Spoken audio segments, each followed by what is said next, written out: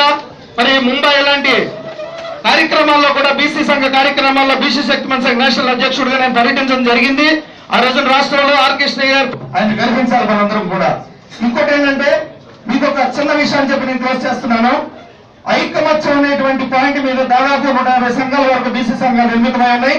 దాదాపు 3000 కుల మరి కుల సంఘాలు ఐకమత్యం చేయడం కోసం కానీ బీసీ సంఘాలు ఐకమత్యం చేయడం కోసం కానీ సామర్థ్యం కలిగినటువంటి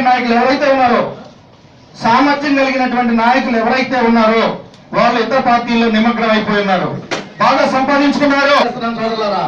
ఎందుకంటే వాళ్ళని బయటికి లాగాలి. డెఫినెట్ గా వాళ్ళకి ఆర్థిక స్థోమత ఉంది, రాజకీయ స్థోమత ఉంది, రాజకీయ పరిశీలనాత్మకమైనటువంటి విధానాలు ఉన్నాయి. వాళ్ళు నోరు తెరిస్తే డెఫినెట్ గా బీసీలు ఇంకా బలవత్తరం అవుతారు.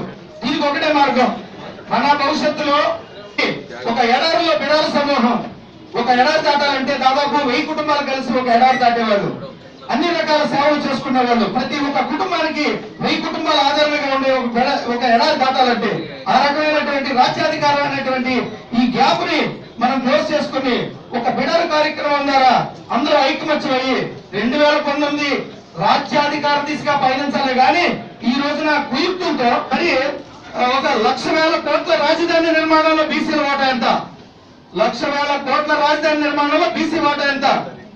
మరి పచ్చపార్టీ అధ్యక్షుడు 1,000 కోట్లు సంపాదించుకున్నాడు, ఆయన సంగతి ఏంటని చెప్పేసి ఈ రోజున ట్రైలు తగలబెట్టిన నాయకుడు ప్రశ్నిస్తుంటే ఈ రోజున కాపు ఉద్యమం పోయి వ్యక్తిగత ఉద్యమం అయింది. దానికి ఎంతో మంది బలయ్యారు. మరి ఈ రోజున 130-140 కులాలు ఉన్న వాళ్ళని వాళ్ళ గర్జన చేస్తే పరిస్థితి ఎలా ఉంటుంది సోదరులారా? ఆ భయం వాళ్ళ ప్రత్యక్ష పార్టీలకు ఉందా, పాలక పార్టీలకు ఉందా? లేదు. కాబట్టి ఇక్కడ నుంచి కృష్ణయ్య గారికి అలాగే కృష్ణయ్య స్థాయి 30-40 సంవత్సరాలు ఉన్నటువంటి విజ్ఞానవంతులైనటువంటి మహానాయకులందరూ కూడా పేరు ప్రయాణం లాగా ఈ 3 సంవత్సరాలు కనుక మనం కొనసాగితే రాజ్యాధికారం మంది లేదా ఆ నేపథ్యంలో కూడా ఒకవైపు మనం ఆలోచిస్తూ ఆ వైపు కూడా మనం ప్రయాణించాలని కోరుకుంటూ జై బిడార్, జై మూలనివాసి. దయచేసి మాట్లాడే వక్తలు